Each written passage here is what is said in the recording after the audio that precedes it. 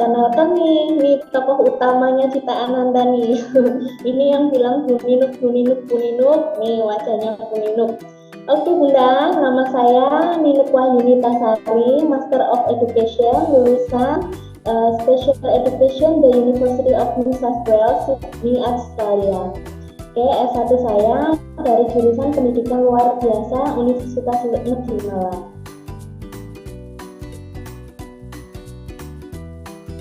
Baik, banyak bunda-bunda yang bertanya, setiap kali daftar, tanya ke Bu Ninuk, WA, lesnya mulai kapan, terapinya mulai kapan. Nah, sebelum kita memulai terapi, ada proses yang namanya asesmen. Asesmen itu adalah pemeriksaan awal. Tujuannya apa? Tujuannya untuk mengetahui apa hambatan anak saat ini. Dari asesmen nanti kita dapat gambaran kelebihannya Ananda itu seperti apa, kelemahannya Ananda itu seperti apa. Maksudnya bagaimana Bu Ninuk? Asesmen itu sangat bermanfaat bagi penentuan terapi apa yang cocok untuk hambatan Ananda seperti ini, hambatan seperti itu. Jadi begitu. Jadi nanti terapinya akan presisi, strategi terapinya di sini. Jadi sebagai contoh, hambatan Ananda adalah gangguan fokus dan pemusatan perhatian. Setiap anak pastilah mempunyai sisi kelebihan atau sisi kekuatan. Tidak melulu kita berfokus pada kelemahan, tapi kita cari dulu sisi kekuatannya apa. Dari sisi kekuatan inilah yang kita nanti optimalkan. Kemudian kita berfokus kepada kelemahannya Ananda. Kalau kita berfokus ke kelemahannya Ananda terlebih dahulu, kita nanti Bapak Ibu akan pesimis karena kita selalu melihat pada sisi kelemahan. Kalau sisi kekuatannya itu digali terlebih dahulu, itu layak akan dipergunakan untuk acuan terapi kita nantinya. Setelah sisi kekuatan itu dimaksimalkan, ada rasa optimis yang terbangun antara terapis, wali murid, dan Ananda sebagai objek terapi. Seperti itu. Nanti setelah sisi kekuatan itu diperkuat lagi di terapi nantinya, barulah kita berjalan dari sisi kelemahan-kelemahan. Misalkan ada 10 kelemahan, satu kelemahan dulu diatasi, diperbaiki di terapi. Setelah lulus, kelemahan yang kedua, kelemahannya Ananda apa? Nah, itu nanti yang kita bertahap. Di sini sisi kelebihan Ananda sudah settle, sudah maksimal. Nanti sisi kelemahan-kelemahan yang dialami Ananda, hambatan-hambatan yang dialami Ananda akan mengikuti nanti sejajar. Artinya kalau sudah sejajar seperti apa? Artinya hasil terapi akan optimal. Ya, begitu Ayah Bunda. Jadi kita di Cita Ananda selalu membangun optimisme, ya. Jadi Ananda kita buat nyaman di sini. Dari asesmen, dari hasil-hasil wawancara, observasi secara langsung, kita akan tahu kelemahannya Ananda seperti apa, kelebihannya seperti apa. Karena banyak dari wali murid yang hanya berfokus pada kelemahan. Nah, disinilah tugas Cita Ananda untuk menggali seimbang antara kelebihan dan kelemahan Ananda supaya nanti ketemu di titik balance. Kelebihannya oke, maksimal, kekurangannya akan diterapi dan mengikuti seperti itu. Ya, dari proses asesmen itu nanti kita tahu tuh strateginya seperti apa untuk terapinya, sehingga tidak ada ceritanya sudah diterapi tetapi tidak tepat sasaran. Kalau di Cita Ananda tidak seperti itu. Kita betul-betul jeli dalam mengasesmen. kita betul jeli dalam mendiagnosa sehingga tidak akan salah dalam mendiagnosa. Apa akibatnya kalau salah mendiagnosa? Contoh, anak hanya mengalami gangguan fokus dan pemusatan perhatian. Tiba-tiba kita misalnya ada salah diagnosa, kita diagnosa autis misalnya. Nah, nanti terapinya juga akan berbeda. Ya, kalau terapinya berbeda, ya salah jurusan ibaratnya, nggak ketemu nanti titik temunya. Hanya sekedar gangguan perilaku, hanya sekedar gangguan pemusatan perhatian dan fokus, didiagnosa misalnya autis, nggak ketemu titik temunya, karena dua hambatan ini mempunyai strategi yang berbeda pula. Jadi di sini kita betul-betul hati-hati dalam mendiagnosa anak supaya tidak ada kesalahan diagnosa yang akan berakibat berbeda pula cara penanganannya. Begitu Ayah Bunda. Jadi kita mewanti-wanti. Kadang-kadang hasil diagnosa anak tidak langsung keluar. Kita tahan dulu, betul-betul kita amati, kita observasi sambil Ananda pertemuan sesi, misalnya 1 pertemuan, 2 pertemuan, kemudian tambah lebih meyakinkan itu kenapa, apa hambatan yang dialami Ananda, barulah kita yakin Ananda ini misalnya, oh Ananda ini hiperaktif, oh Ananda ini autis, oh Ananda ini hanya sekedar gangguan pemusatan dan fokus, oh ternyata Ananda ini speech delay, oh Ananda ini ternyata lambat bicaranya gara-gara hiperaktif, bukan sekedar murni lambat bicara. Nah seperti itu, kita betul-betul jeli dalam mengasesmen. Konsekuensinya apa? Manfaatnya apa? Manfaatnya terapi tidak memakan waktu yang lama.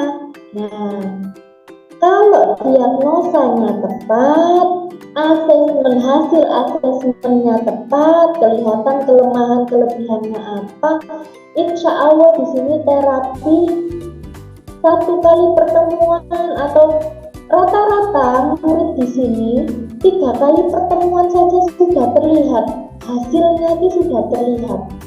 Jadi karena kadang-kadang kita yakin bahwa gagalnya atau kurang optimalnya hasil terapi itu adalah bukan strategi terapinya yang salah, karena di mana-mana hampir strategi terapi lembaga A, lembaga B, lembaga C itu ya hampir punya kemiripan.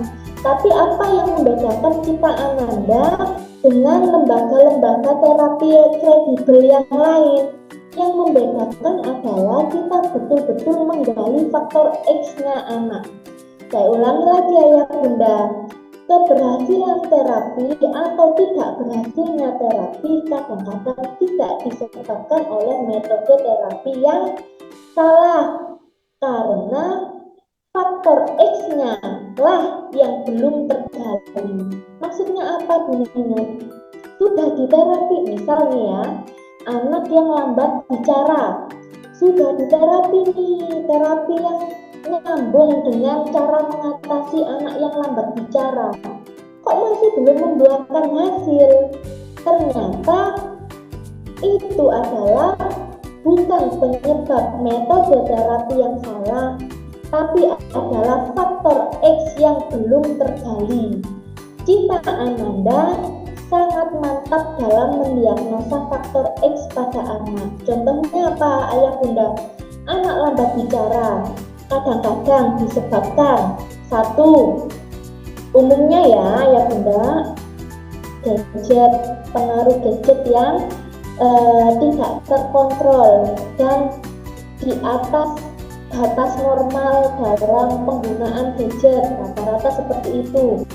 Yang kedua, kurangnya perhatian orang tua atau stimulasi orang tua dalam mengajak anak berbicara sehingga kurang stimulasi, anak bisa lambat bicara, bla bla bla bla bla, sampai ada bunda yang saya tanyakan 5 ini, misalnya ada faktor 5 yang umumnya penyebab anak lambat bicara. Bunda memberikan informasi, tidak ada Bunda, semuanya baik-baik saja 5. Barulah kita gali faktor X-nya. Ternyata ada anak yang lambat bicara atau menolak bicara. Menolak bicara seperti apa Bunda? Dia bisa bicara, sebenarnya bisa berkomunikasi, tapi lebih memilih diam, seperti anak berkebutuhan khusus. Padahal kalau bisa dikatakan anak tersebut adalah anak reguler, tidak mempunyai kebutuhan khusus. Loh, kenapa anak tidak punya kebutuhan khusus kok nggak bicara? Ternyata faktor X kita gali, anak tersebut adalah ada permasalahan psikologis. Anak itu pernah trauma, ya, anak itu pernah trauma. Anak itu mungkin ada yang di sini pernah menerima bully, sehingga rasa percaya dirinya itu sangat rendah, sehingga dia memilih untuk tidak bicara. Karena kalau bicara mungkin ada orang atau ada teman yang bilang, bicaranya masih belepotan, bicaranya masih kurang jelas. Anak-anak yang seperti itu rawan sekali mental down, sehingga daripada bicaranya yang belepotan tersebut dikritik, malah mutung, istilahnya orang Jawa itu mutung, tidak bicara sama sekali. Nah, kalau yang seperti ini di Cita Ananda, karena kita kan kuat di faktor X, kita kali ini kuat, sehingga terapinya, terapi awal contohnya faktor psikologisnya dulu yang kita benahi. Akhirnya ada terapi bermain, ada terapi psikologis, ada terapi yang mengembalikan semangat dan mengembalikan rasa percaya diri Ananda.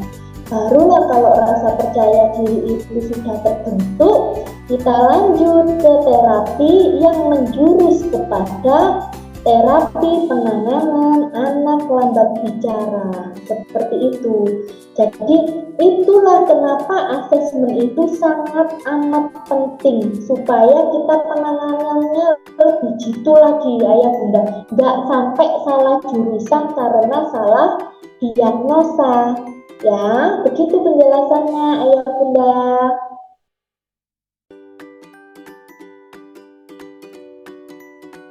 Wajib untuk asesmen. Banyak bunda-bunda yang bertanya, Bu Nino, saya sudah punya hasil asesmen dari asesor terdahulu. Anak saya dikatakan mempunyai hambatan ini. Ada atau tidak ada hasil asesmen terdahulu, tetap Cita Ananda melakukan asesmen ulang. Ya, kalau ada asesmen terdahulu, ya alhamdulillah, itu adalah sebagai pembanding kita. Ya, kalau memang itu diagnosanya sama dengan diagnosa Cita Ananda, berarti argumen hasil asesmen kita juga diperkuat. Ya, ayah ibu, jadi misalnya pernah ke rumah sakit A, didiagnosa misalnya autis, kemudian di Cita Ananda kita juga hasil asesmen, hasil diagnosanya juga autis, berarti ada 2 nih hasil asesmen, berarti lebih valid dan lebih memperkuat tentang dugaan hambatan yang dialami Ananda. Misalkan ayah bunda masih belum pernah memeriksakan Ananda dan Ananda masih belum punya hasil diagnosa, di sini sudah memfasilitasi dan wajib untuk asesmen di awal. Asesmen digital Ananda sangatlah lengkap dan komprehensif. Jadi mulai dari faktor psikologis juga kita gali, faktor sosial kita gali, faktor kemampuan bina diri anak juga kita gali, faktor bahasa kognitif kita gali.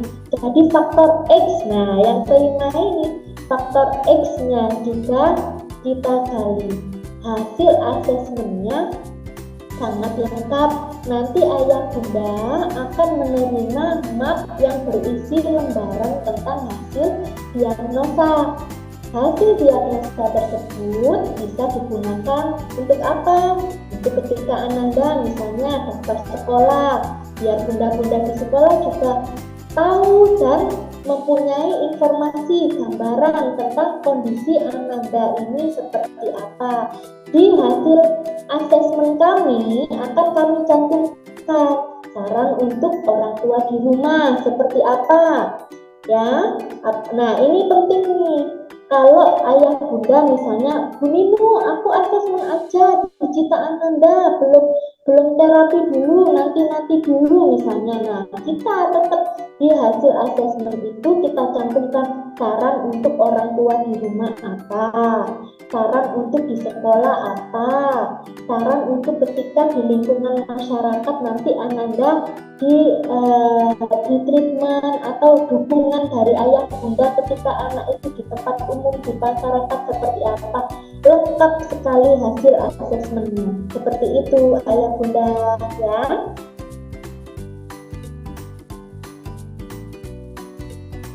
Persiapan untuk asesmen bisa dikatakan tidak ada, tapi ada satu hal yang penting. Pastikan waktu asesmen kalau bisa ayah sama bunda datang sama-sama. Jadi Bu Ninu bisa menggali informasi dari ayah seperti apa, informasi dari bunda seperti apa. Kalau perlu lagi dibawa caregivernya. Caregiver itu artinya mungkin pengasuh, entah nenek, entah kakek yang dekat dengan anak dan sering berinteraksi dengan anak supaya informasi yang kita dapatkan nanti utuh. Ya, ayah bunda, pastikan juga kalau bisa Ananda kesini dalam keadaan sehat, tidak lagi demam, tidak lagi rewel, sehingga kita nanti observasinya enak, bisa dapat gambaran Ananda secara utuh.